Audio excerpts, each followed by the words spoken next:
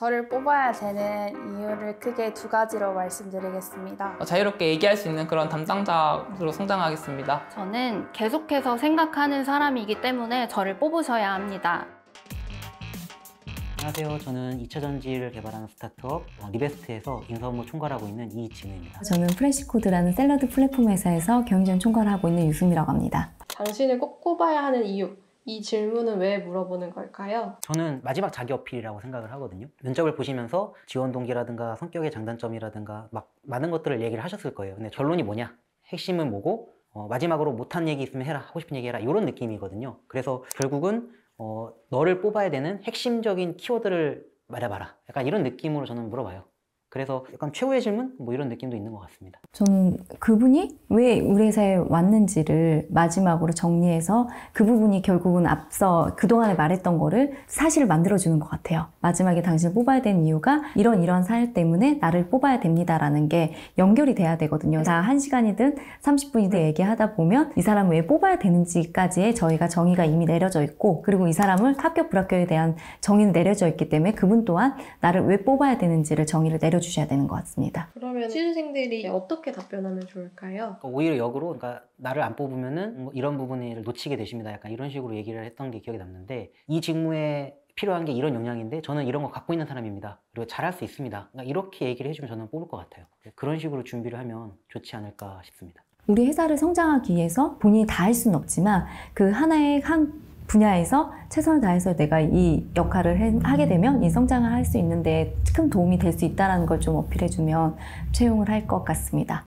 저는 남들보다 신규 트렌드를 빠르게 인지하는데 강점이 있습니다. 전공 과제 할 때 당시 편의점과 관련된 트렌드를 빠르게 인지했던 경험이 있는데요. 직접 트위터 API를 받아서 편의점 키워드로 검색된 어떤 단어들이 빈도가 높은지를 검색했고, 그 단어들을 통해서 어떤 전략을 사용을 하면 이 편의점에서 더 큰 매출을 올릴 수 있는지 아이디어 제안하는 과제를 했었습니다. 저는 정형 데이터보다 최근에는 비정형 데이터를 활용하여 어떤 트렌드를 인지하고 의사결정을 하는 것이 더 최근 방향과 맞다는 생각이 드는데요. 이처럼 현대백화점 영업관리 담당자로 근무할 때도 제가 한 발 앞서서 식품이면 식품 관련 트렌드, 혹은 어떤 리빙이면 리빙 관련 트렌드를 한 발 앞서 조사를 하고 담당 협력사원분들과 같이 얘기를 나누면서 새로 들어올 상품들은 뭐가 있는지, 최근에는 어떤 리빙이나 식품 트렌드가 어떻게 흘러가고 있는지 등을 자유롭게 얘기할 수 있는 그런 담당자로 성장하겠습니다. 본인을 뽑아야 되는 이유는 데이터를 통해서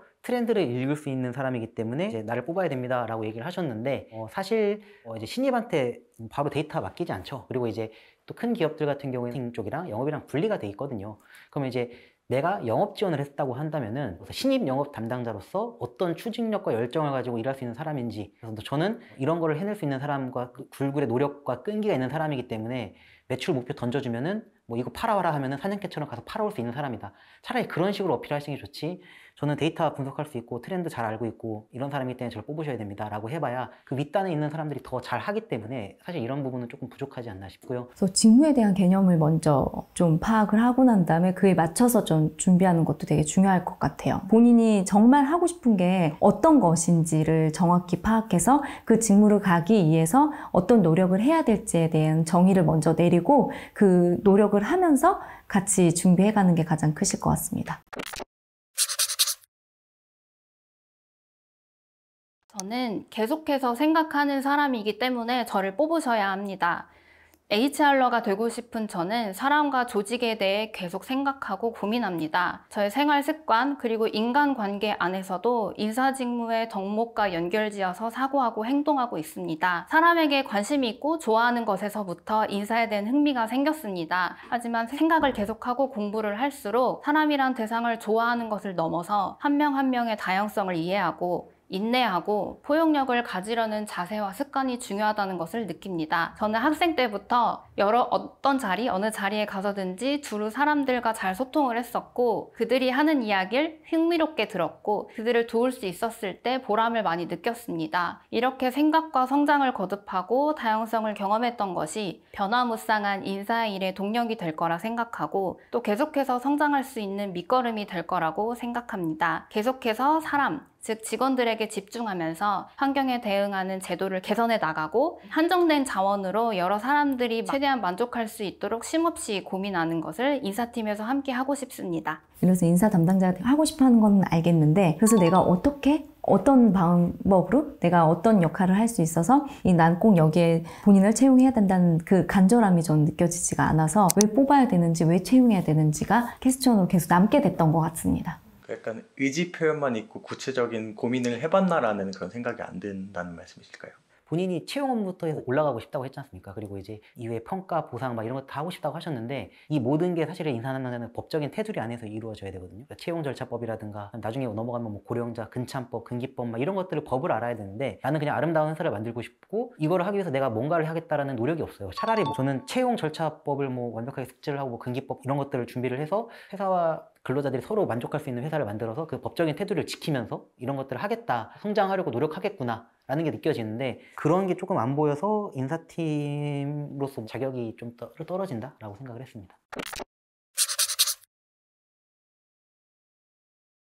저를 뽑아야 되는 이유를 크게 두 가지로 말씀드리겠습니다. 첫째로 저는 다양한 경험의 소유자입니다. 다양한 경험을 시도하기 위해서 무엇보다 자주성이 중요하다고 생각을 합니다. 아르바이트 경험 18건 이상, 해외 박람회 참여뿐만 아니라 국내 박람회 20건 이상 참여를 하였으며, 전공 지식 이외에도 다양한 교내외 활동들을 통해서 다양한 경험을 하고자 노력을 하였습니다. 둘째는 품질 관리 직무에 필요한 엔지니어적 소양입니다. 화장품공학과 산업품질공학을 함께 전공하면서 품질 관리에 대한 전문적인 지식을 얻고자 노력하였습니다. GMP 교육과 QME 교육을 이수하면서 ISO, 식스시그마, 호라스 등에 대해서 공부를 하게 되었습니다. 이러한 엔지니어적 소양을 통해 품질 관리 업무에서 오차 범위를 줄이고 무엇보다도 정확히 업무를 수행할 수 있는 사원이 될 수 있을 것이라고 확신드립니다. 앞에서 뭐 아르바이트 많이 하고 자주성 있고 박람회 많이 다니고 이런 얘기를 하셨거든요. 사실 이거는 크게 연관은 없어요. 품질 관리자랑 크게 연관은 없고, 오히려 뭐 영업 관리자, 컨벤션 쪽이니까 영업 관리, 영업 지원 이런 쪽이랑 관계가 있으실 것 같고,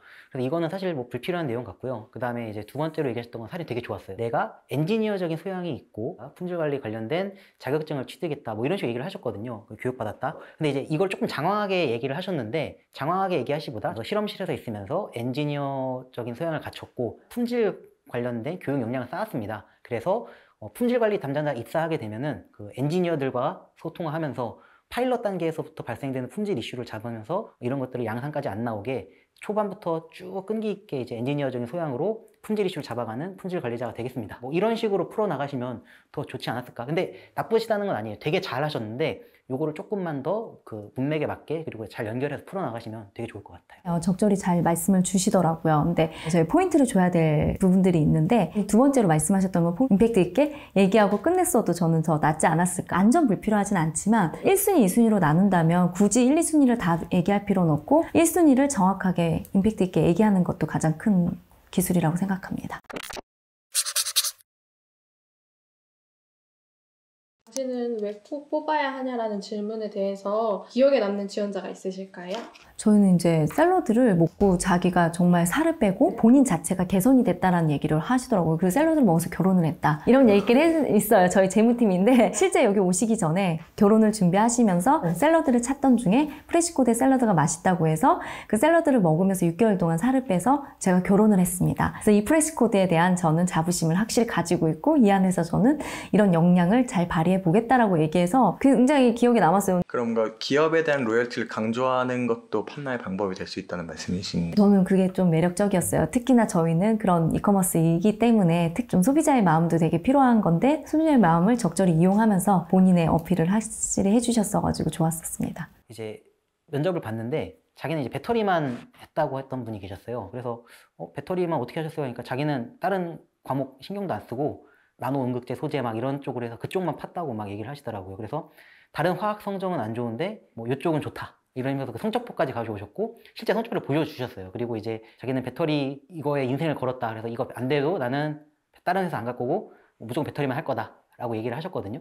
그래서 저희 생각할 때는 어차피 연구원이니까 배터리 하나만 잘하면 되지 뭐 다른 게 뭐 말을 잘하거나 이런 건 필요 없다고 생각을 했어요. 그래서 뽑았고 지금은 연구실에서 가장 늦게 퇴근하시는 분인데 정말 배터리 인생 걸고 계시거든요. 그래서 아, 이런 분이 진짜 필요했구나라고 느꼈어요. 그래서 되게 좋은 사례 같습니다. 그러면은 이제 왜 뽑아야 하나요?라는 질문을 받았을 때 꿀팁 이야기해 주시면 좋을 것 같습니다. 결국 마지막 단계인 것 같아요. 그동안 얘기했던 것들을 그냥 함축해서 나를 정말 뽑았을 때 이 회사가 어떻게 발전이 되는 데 있어서 큰 이바지를 할 거라는 것만 얘기해 주시면 될 것 같습니다. 그래서 뭐 엄청나진 않을 것 같아요. 신입이기 때문에 오셨을 때 뭐 엄청난 걸 저희가 바라거나 그러지는 않기 때문에 적절히 소신껏 지금 현재 상황에서 할 수 있는 역량을 잘 적절히 말씀해 주시는 게 좋을 것 같습니다. 저희 채용 지원을 할 때 사전 질문에 저희는 이 질문이 있어요. 당신을 놓치고 후회한다면 왜 후회할 것 같으세요? 라고 물어보거든요. 근데 이제 이 질문에 대한 답은 결국은 이걸 장황하게 안 저는 직관적으로 얘기를 해줘야 된다고 생각을 해요. 뽑아야 되는 이유는 결국 하나거든요. 일을 잘할 것 같으니까 또는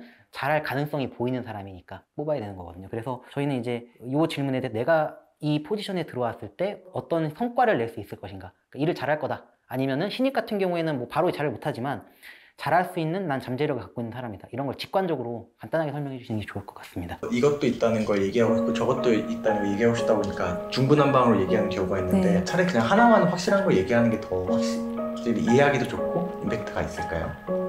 네, 그렇죠. 네.